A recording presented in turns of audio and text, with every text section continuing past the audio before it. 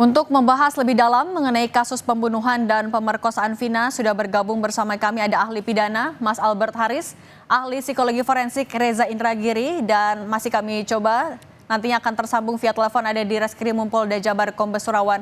Selamat petang, Bapak-bapak.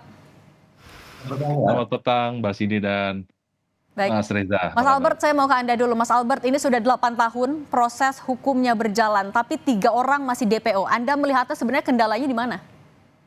Ya, begini Mbak Cindy. Yang pertama adalah karena kasus ini adalah penyertaan tindak pidana, di mana bentuk turut sertanya adalah turut serta melakukan, berarti ada meeting of mind, ada kesepakatan, ada kerjasama yang erat untuk mewujudkan tindak pidana tersebut. Oleh karena itu, kita berharap nanti dari fakta-fakta yang ada dalam perkara tersebut, dalam surat dakwaan, dan juga kita harapkan ada kerjasama dari para pelaku yang lainnya, kita akan mendapatkan titik terang untuk mengungkap 3 orang yang buron ini.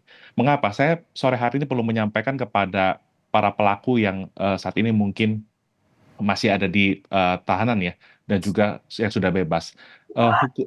Sanksi pidana seumur hidup yang dijatuhkan itu adalah sanksi pidana penjara yang paling maksimal dan tidak akan mungkin bisa bertambah lagi. Dan untuk satu yang sudah bebas karena di bawah umur, itu pun sudah inkrah, sudah berkekuatan hukum tetap, artinya tidak akan mungkin diganggu lagi. Dengan sikap yang kooperatif, dengan membantu aparat penegak hukum, maka perkara ini akan mencapai titik terang untuk diungkap, Mbak. Oke, Mas Albert, tapi kan ada 8 pelaku yang kemudian mencabut BAP-nya, termasuk juga mengganti keterangan soal peran dari 3 DPO lagi. Kalau Anda menganalisanya ini apa yang terjadi? Iya, dalam kejahatan yang dilakukan oleh beberapa orang, ada kemungkinan pelaku lain itu hendak menutupi peran dari pelaku yang lain.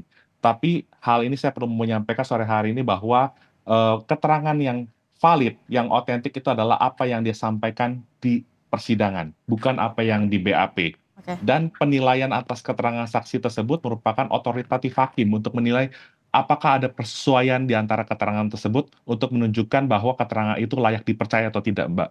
Oke, saya sekarang mau ke Mas Reza. Mas Reza, kalau Anda melihatnya 8 tahun prosesnya belum selesai, apa catatan Anda?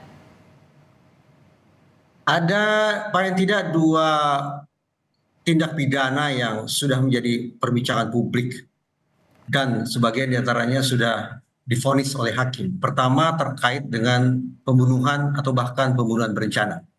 Ini sudah jelas pelakunya adalah 8 orang berstatus sebagai terpidana. Tetapi ketika di film yang kemudian sekali lagi memantik perbincangan publik terkait dengan apa yang diklaim sebagai kejahatan seksual atau ruda paksa atau perkosaan, kemarin saya berada dalam satu forum yang memungkinkan saya untuk berbincang dengan Dirkrimum Polda Jabar saat ini dan pengacara dari sebagian terpidana, dulunya terdakwa. Mengejutkan bahwa ternyata hanya pembunuhan berencananya saja yang diangkat sebagai perkara hukum.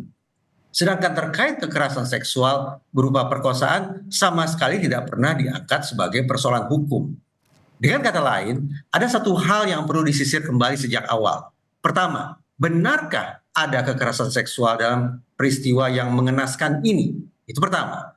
Yang kedua, ketika Dirkrimum Polda Jabar yang bekerja saat ini menyebut kata sperma, maka keberadaan sperma pun sehingga harus ditarik ke titik yang netral adalah apakah sperma ini berkaitan dengan kekerasan seksual atau justru merupakan akibat dari kegiatan seksual atau aktivitas seksual yang sifatnya konsensual alias mau sama mau.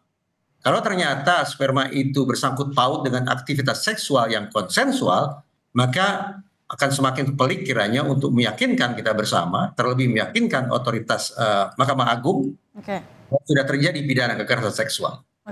Oke, Mas Reza, apakah artinya dengan tidak dimasukkannya pasal pemerkosaan tadi, itu yang juga membuat penangkapan 3 DPO ini menjadi sulit? Saya tidak tahu. Kalau saya awalnya membayangkan bahwa saya ikut termasuk secara subjektif terpengaruh oleh narasi yang berkembang di publik dan film yang sekarang sedang booming itu. Tetapi tadi saya katakan, kalau secara rasional tampaknya kita harus kembali ke titik netral untuk memastikan apakah sudah sungguh-sungguh terjadi kekerasan seksual atau tidak terhadap almarhumah Vina.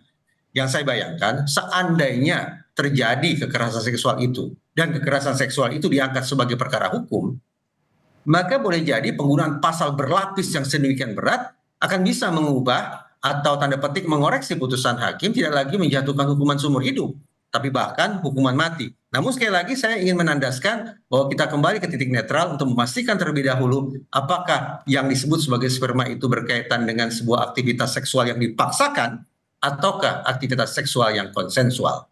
Oke, saya mau kembali ke Mas Albert. Kalau Mas Albert melihatnya, sebenarnya apa yang masih harus dilakukan polisi ini untuk mempercepat penangkapan? Ditambahkan kalau dari pengacaranya pihak keluarga Hotman Paris bilang jangan-jangan ada upaya intervensi, makanya 8 pelaku ini juga mencabut BAP. Iya, jadi kan saat ini kabar terakhir yang kita dengar, polisi sudah menetapkan 3 orang tersebut sebagai daftar pencarian orang ya dengan segala cirinya ya. Artinya saya meyakini teman-teman dari Oke. Polda Jabar yang sudah diasistensi oleh Bareskrim punya segala sarana dan cara untuk mencari 3 orang tersebut. Oke. Tadi disampaikan oleh Mas Reza, terlepas tadi mana yang menjadi fokus, apakah itu merupakan kekerasan seksual dalam konteksnya pemerkosaan atau pembunuhan berencana, dalam hukum dikenal adanya perbarengan tindak pidana. Di dalam perbarengan tersebut nanti seluruh tindakan tersebut dikumulatifkan dan sanksi pidananya akan diancam paling maksimal sepertiga daripada yang terberat. Akan tetapi Oke. fokusnya yang saya katakan adalah seperti ini, Mbak. Oke. Perkaranya memang atas 8 orang tersebut sudah berkekuatan hukum tetap. Nah, bagi 3 orang yang lain masih DPO, menurut pasal 78 ayat 4 KUHP, hitungan daluarsanya masih 18 tahun sejak tahun 2006. Oke. Artinya, teman-teman aparat penegak hukum masih punya kesempatan untuk mengungkap 3 orang DPO tersebut dan melakukan upaya paksa berupa penangkapan. Oke. Kita juga sudah terhubung melalui sambungan telepon di Reskrimum Polda Jabar, Pak Kombes Surawan. Pak Surawan, selamat sore. Selamat sore, Pak. Selamat sore, Pak Surawan. Boleh diupdate, Pak, Ya. untuk pencarian 3 DPO sejauh ini yang dilakukan Polda Jabar sudah seperti apa? Ya, sejauh ini kita sudah melakukan interogasi maupun pemeriksaan kembali terhadap 7 terpidana yang saat ini berada di Lapas Kelas 1 Cirebon, kemudian juga terhadap 1 orang yang memang sudah berada di luar atau sudah bebas. Sejauh ini kita masih mendalami keterangan-keterangan mereka. Oke. Pak, termasuk juga terkait dengan pencabutan BAP dari 8 pelaku ini akan didalami juga, Pak? Ya, jadi bukan pencabutan BAP ya, tetapi para narapidana ini pada saat menjadi tersangka, mereka menerangkan sebagaimana peristiwa yang mereka lakukan pada saat mereka diminta keterangannya di Polres Cirebon Kota. Namun pada saat para tersangka dulu di BAP ulang di Polda atau diminta keterangan kembali, mereka mencabut semua keterangannya. Itu yang kemudian menjadi kendala buat kami dalam mengungkap 3 orang yang diduga sebagai pelaku yang saat ini masih berada di luar. Oke, Pak, tapi dengan 8 pelaku mencabut BAP, apakah itu yang juga membuat 3 orang masih buron dan juga ya masih belum dijerat, Pak? Ya, artinya pada saat itu kalau memang mereka kooperatif, kita kan bisa mendalami atau mencari informasi lebih jauh terhadap ketiganya sehingga kita mempermudah untuk melakukan pencarian. Namun memang pada saat itu mereka baru menyebut nama saja, belum menyebutkan identitas secara jelas para pelaku yang saat ini masih berada di luar. Oke. Kalau dari sejauh ini, Pak, pemeriksaannya sudah ada unsur pidana apa saja, Pak, pasalnya yang juga ditetapkan? Kan kalau tadi catatan dari Mas Albert dan juga Mas Reza Indragiri tidak ada pasal pemerkosaan juga yang dijerat kepada mereka. Ya, jadi sebetulnya ada itu, Mbak, pasal terkait dengan memaksa anak di bawah umur untuk melakukan perbuatan seksual. Itu dulu sudah diterapkan pasal 80 dan 81 Undang-Undang RI nomor 35 tahun 2014 yang merupakan perubahan atas Undang-Undang RI nomor 23 tahun 2002 tentang perlindungan anak. Di situ ada memaksa anak di bawah umur untuk melakukan perbuatan seksual sudah diterapkan dulu. Oke, Pak, tapi apa sih, Pak, yang jadi kendala sebenarnya 8 tahun masih belum ditemukan 3 DPO ini? Itu saja saya kira, Mbak. Kita para narapidana ini dulu ada saat menjadi tersangka belum menyebutkan secara jelas identitas ketiganya, itu saja. Oke, baik. Pak Suwanda juga kemudian kalau untuk pemeriksaan lanjutan atau dalam waktu dekat, apalagi yang akan dilakukan oleh Polda Jabar, Pak? Dan tentu kita juga akan melakukan analisa terkait dengan informasi-informasi yang kami terima, juga kita melakukan pada pendekatan pada pihak keluarga, mungkin ada informasi-informasi yang bisa kita dalami. Juga kita harapkan informasi dari masyarakat tentunya yang mungkin bisa menjadi masukan bagi kami untuk sebagai bahan analisa sehingga kita bermudah untuk menelusuri para terduga pelaku yang saat ini masih berada di luar. Akan ada saksi lagi Pak yang akan diperiksa di luar terpidana, keluarga, dan juga tadi sudah disebutkan? Ya nanti sambil berjalan kita melakukan penyelidikan kembali apabila mungkin ada saksi-saksi yang masih bisa kita minta keterangan, nanti kita akan masukkan keterangannya. Oke, baik.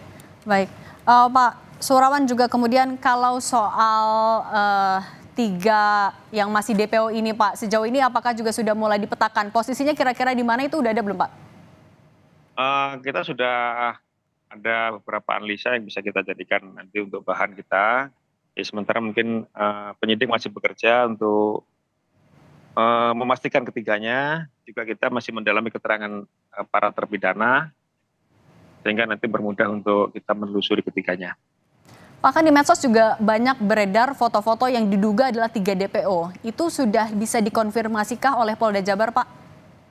Belum, itu kan mungkin informasi yang beredar di media sosial. Namun itu juga menjadi bahan bagi kami nantinya untuk sebagai bahan menelusuri ketiganya, juga sebagai bahan untuk melakukan interogasi lagi kepada para narapidana, maupun kita minta bahan keterangan pada pihak keluarga mungkin mengenal mereka dulunya.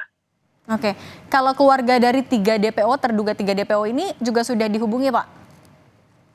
Kita belum bisa mengarah pada keluarga ya, karena mungkin ketiganya juga kita belum mendapatkan identitasnya, sehingga kita belum bisa menghubungi pihak keluarga maupun keberadaan di mana. Oke, baik, artinya juga masih dalam pendalaman. Baik. Ya, masih pendalaman.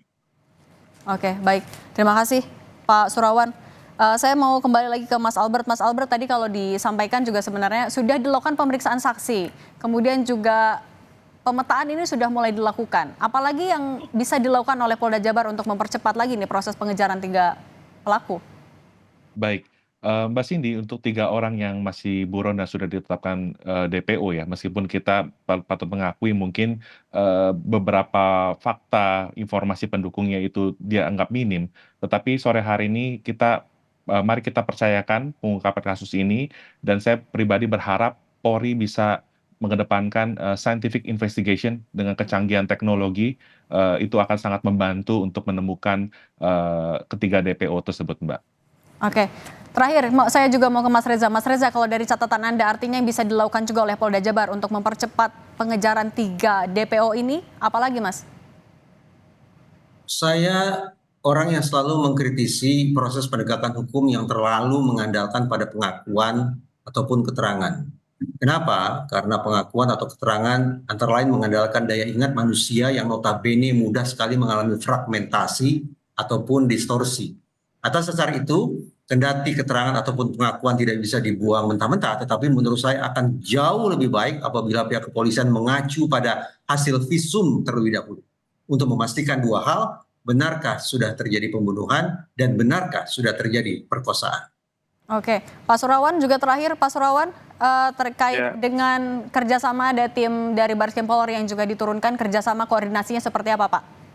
Ya, tentu kita akan kerjasama dengan baik itu Bareskrim maupun wilayah-kewilayahan juga untuk kita sama-sama mengungkap kasus ini. Jadi kita butuhkan juga mungkin bantuan dari segi teknologi, kemudian juga bantuan dari segi penyidikan dan sebagainya. Kita selalu bekerja sama dengan Bareskrim maupun kesatuan wilayah. Oke, baik. Ditunggu ya Pak, bagaimana update-nya juga tentu agar bisa memberikan keadilan kepada keluarga. Terima kasih Direskrim Polda Jabar, Kombes Surawan, kemudian ada juga ahli hukum pidana Mas Albert Aryas, dan ahli psikolog forensik Mas Reza Indragiri. Terima kasih, sehat selalu.